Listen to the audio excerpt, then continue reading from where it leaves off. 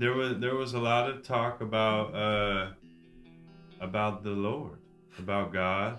Um, what are some of the we don't really talk about your personal beliefs too often, but what are some of the ways that I've heard you talk about God in your life, and how do you practice that for yourself? Like, what are some of your programs that base around your spirituality?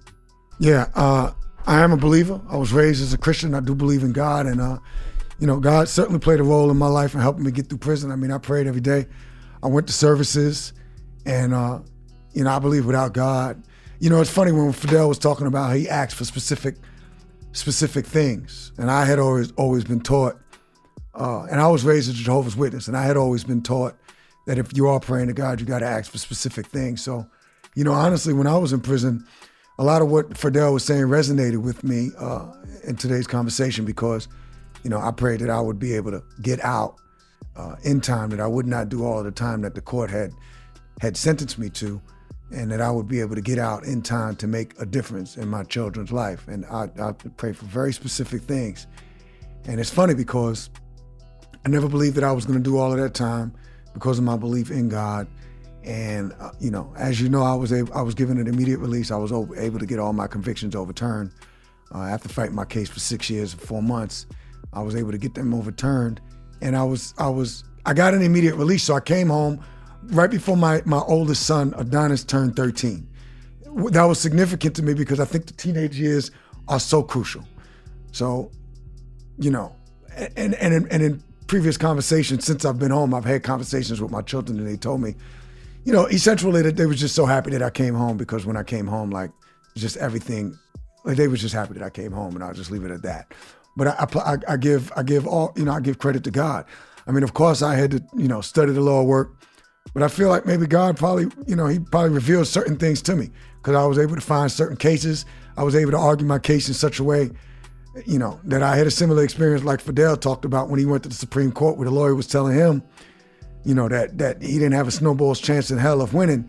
I had an attorney that basically told me the same thing. I asked him straight out, what do you think is going to happen? And he said, I think you're going to lose. I think you're going to, the judge is going to hang you out to dry. And I would not argue the case that way. And I told him, we're going to argue it this way. And, the rest is history.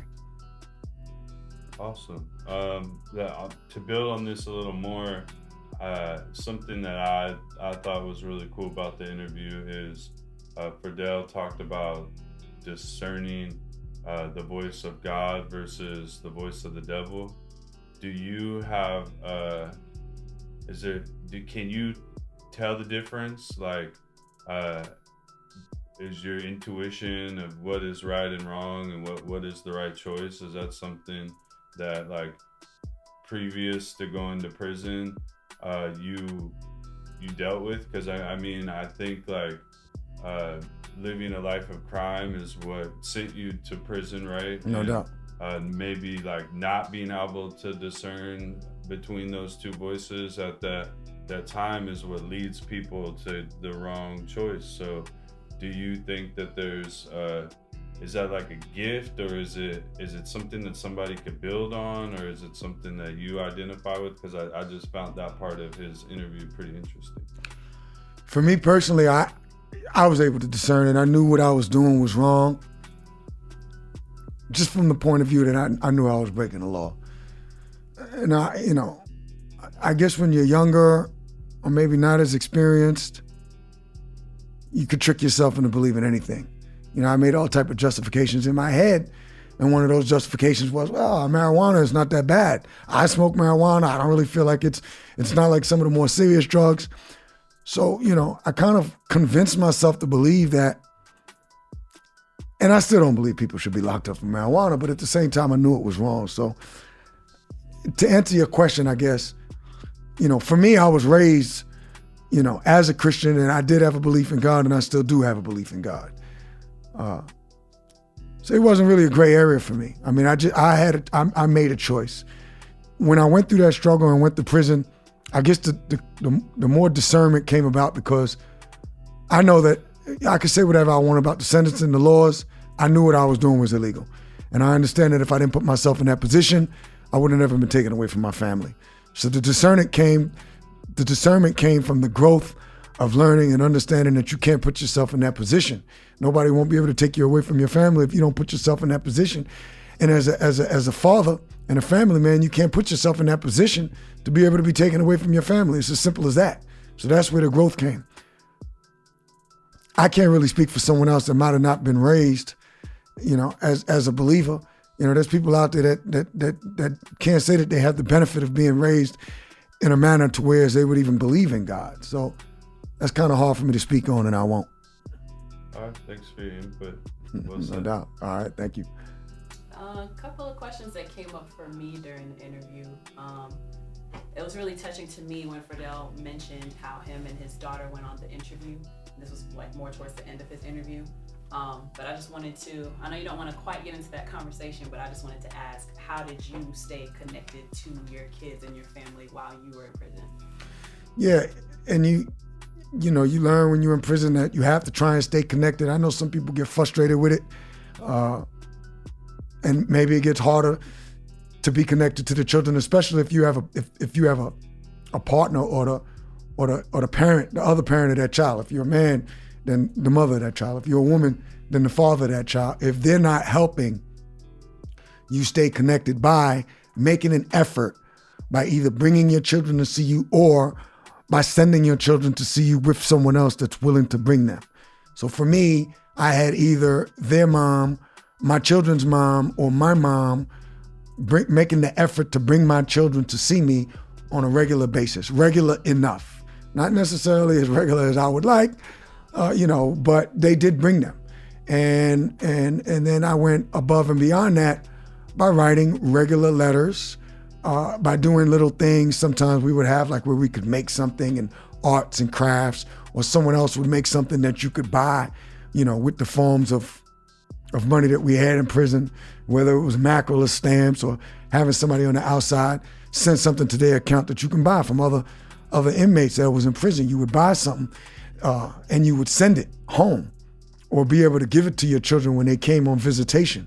And those things would just let your children know that you were thinking about them.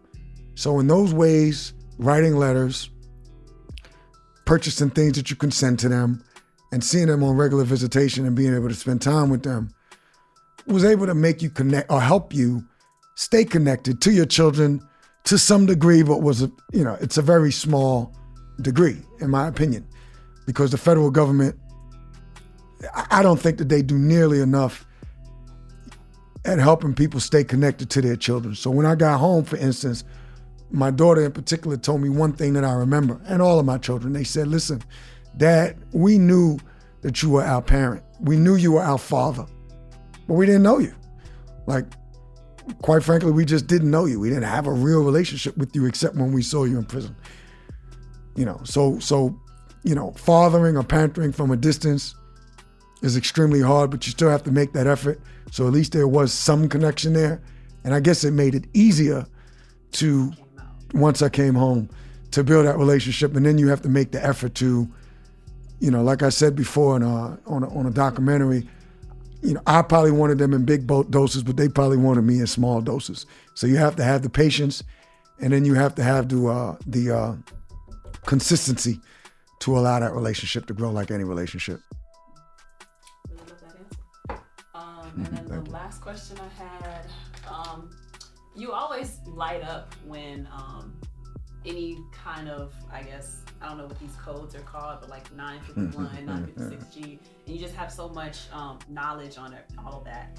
And Fidel mentioned something about how, you've also mentioned as well how when y'all are in jail, a lot of y'all will sit down and study your cases and learn these different codes, and y'all are in there for this long amount of time. So you were in prison for 6 years, and basically where I'm going with this question is, there's so much of a culture right now, especially since the emergence of social media, where people are kind of fooled by this illusion of everything's going to happen immediately. Right. But when you sit down and you hear these stories of people who've gone to prison for 6 years, 25 years, 19 years, there's a certain level of focus and dedication that had to happen for y'all to even make some of these discoveries possible for you to get yourselves out of prison, right, or appeal to Supreme Court or something. So can you basically speak to the level of dedication to fight and search for things to help you gain your freedom? Like, what advice would you give to young people who aren't necessarily able to focus or feel like everything comes to so quickly? Right, yes, and I appreciate that question. But yes, never give up, never quit. And, to be honest, I did see a lot of people that did when they were in there. And that was kind of shocking to me, because I figured, listen, if I got to do the time, I'm going to spend every waking moment that I can, that's possible, trying to find a way to shorten my sentence or, get my sentence overturned, which eventually I did. Like I've told this story before, there was a gentleman by the name of Jack Cater. And he told me when we was in the law library that in those books that's in the law library, lawyers' editions that have a key on them, he basically told me that every case has a flaw to it. And you just got to find that flaw. So for me, I was determined to spend as much time that I had finding that flaw until eventually I either got myself out or I did all that time. So I was able to keep myself busy with that. And it also gave me my purpose was to get home to my family. So I had a mission to fulfill that purpose. And when you're in prison, you have an opportunity to get clarity of focus and clarity of thought. And so I was able to focus and get a sense of discipline that I never had at any other time in my life. Because when you're fighting for something, when you're fighting for your life and you're fighting for your freedom, and for me, it's almost one and the same, because you're not really living when you're in prison, when you're away from your family. You're alive, but you're not really living. You have happiness, you find happiness, but you're not fulfilled. So I wanted to get out of prison and get back to my family and to be free as much as I wanted to breathe. And when you can find something that you want to do and that you want to pursue and that you want to reach as much as you want to breathe, then it just gives you like you said, a sense of dedication, a sense of patience, a sense of fight that really you can accomplish anything in the world. And that was able to carry over. And now that I'm home, it's like muscle memory.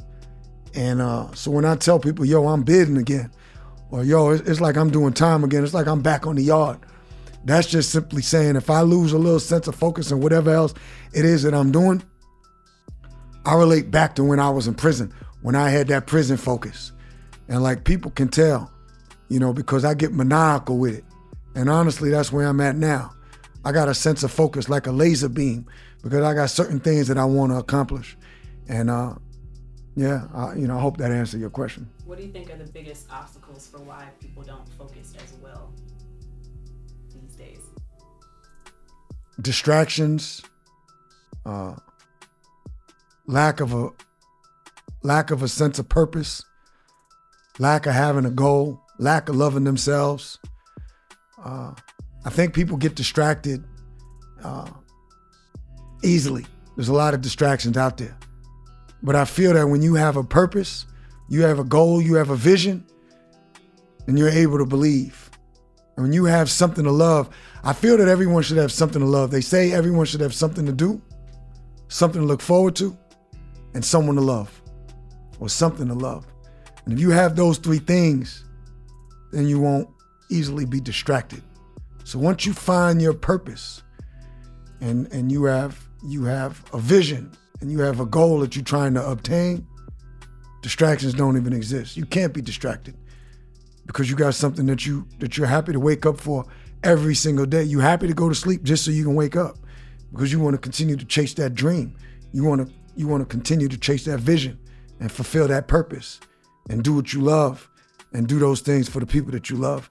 And it all starts with being able to love yourself, because if you don't love yourself, you can't love someone else.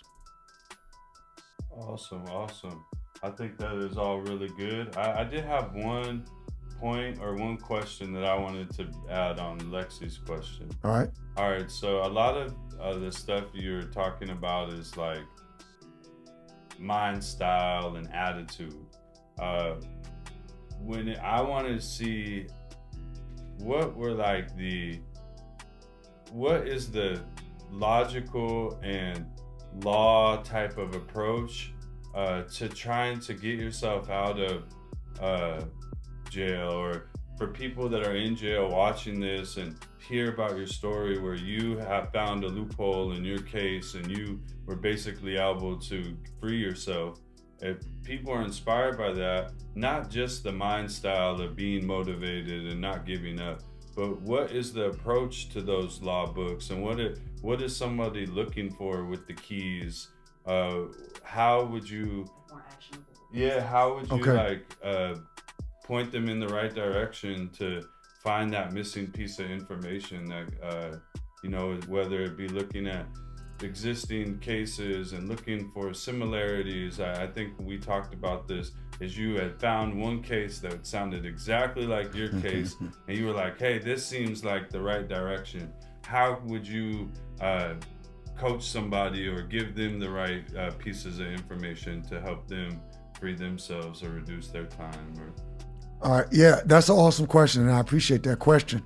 Some of these are going to sound like catchphrases, but if it is that, it's catchphrases that work, and it's things that people told me and how I was able to do it. Number one, you got to do it. You got to be methodical. You got to do it one step at a time, and you got to do it the same way you would eat an elephant. That's one bite at a time.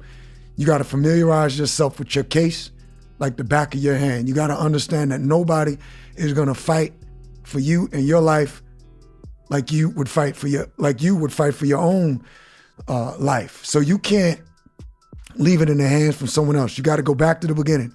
Number one, you got to order all of your transcripts of your case. You got to get in touch with the clerk of the court, which you can do by writing to the court. It doesn't matter if you're in prison, you can write to the clerk of the court from anywhere. You have that right.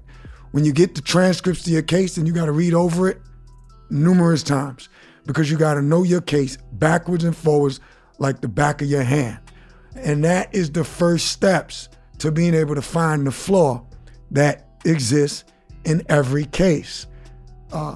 Once I started reading, and once I started understanding my case, certain things are going to make sense to you, and certain things you're just going to realize, innately that something might not be right, because you're going to start remembering everything that took place in the trial. When you see the transcripts, you're going to remember things that you had forgotten. You're going to remember things that the lawyer might have told you that might not necessarily line up to certain things that the judge might have said, either pre-trial, during trial, or post-trial. You're going to remember things that the government might have said.